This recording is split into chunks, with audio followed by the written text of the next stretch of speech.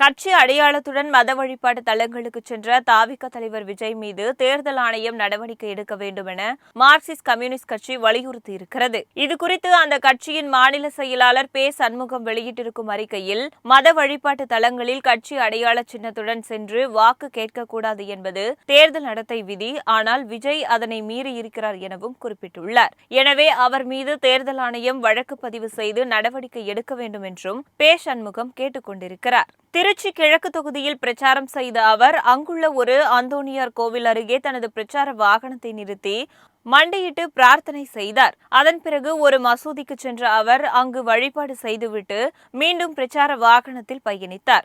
அதன் பிறகு வழியில் ஒரு கோவிலுக்கு சென்ற விஜய் அம்மன் சன்னதிக்கு எதிரே நெடுஞ்சான் கிடையாக தரையில் படுத்து வணங்கினார். அங்கு சாமி தரிசனம் முடித்து பூசாரி குடும்பத்தாருடன் விஜய் புகைப்படமும் எடுத்துக்கொண்டார். கட்சி சின்னம் மற்றும் துண்டு அணிந்தபடி விஜய் வெவ்வேறு வழிபாட்டு தலங்களுக்கு சென்றது தற்போது சர்ச்சையாகியிருக்கிறது.